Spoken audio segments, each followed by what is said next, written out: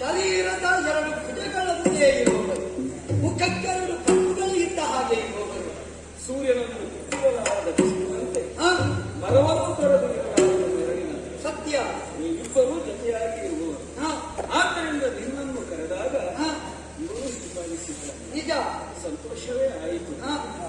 ನಾನು ಒಂದು ಒಳ್ಳೆಯ ಉದ್ದೇಶವನ್ನು ಇಟ್ಟುಕೊಂಡು ನಿನ್ನ ಹಬ್ಬದಲ್ಲಿ ನಿನ್ನನ್ನು ಕೇಳಿದೆ. ಸತ್ಯ ಪ್ರಾಯದ ಕಾಲಕ್ಕೆ ಮಕ್ಕಳನ್ನು ಪಡೆದ ತಂದೆಗೆ ಸಹಜವಾಗಿ ಮೋಹ ಅನಿವಾರ್ಯವಾದ ಸತ್ಯ. ಆದ್ದರಿಂದಲೇ ಸ್ವಲ್ಪ ತಡ ಮಾಡಿದರೂ ಸಂತೋಷಪೂರ್ವಕವಾಗಿ ಒಂದು ಕಲ್ಪಿಸಿಕೊಟ್ಟಿದ್ದಾನೆ. ಸತ್ಯ.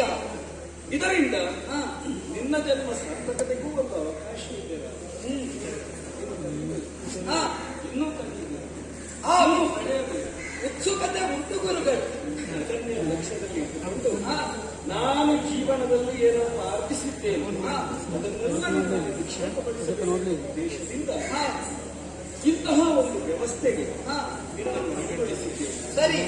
ಮೊದಲಾಗಿ ಅಯೋಧ್ಯೆಗಿಂತ ಹೊರಟು ಬಂದಂತಹ ನಾವು ಸರಯೂ ನದಿಯ ಸಂಚರಿಸಿದ್ದೇವೆ. ಈಗ ನನಗೆ ಮುಖ್ಯವಾಗಿ ಬಲ ಅತಿಬಲ ಎಂಬಂತಹ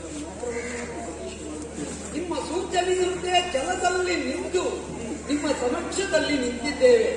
ಹಾಗಿದ್ರೆ ನಮಗೆ ಶಕ್ತಿಯ ಉಪದೇಶ. ಬಲ ಎಂಬ ಮಂತ್ರದಿಂದ ಈಗ ಹಸಿವೆ ಆಗುವುದಿಲ್ಲ, ಸರಿ, ಬಾಯಾರಿಕೆ ಆಗುವುದಿಲ್ಲ. ಅತಿಬಲ ಎಂಬಂತಹ ಮಂತ್ರದಿಂದ ನಿಮಗೆ ರಾಕ್ಷಸರ ಯುದ್ಧವನ್ನು ಎದುರಿಸತಕ್ಕಂತಹ ವಿಶೇಷ ಓಹೋ ಬುದ್ಧಿಬಲ ಹೆಚ್ಚಾಗುತ್ತದೆ. ಆದ ಕಾರಣ ಅವೆಲ್ಲವನ್ನು ಉಪದೇಶಿಸಿದ್ದೇನೆ. ಸರಿ.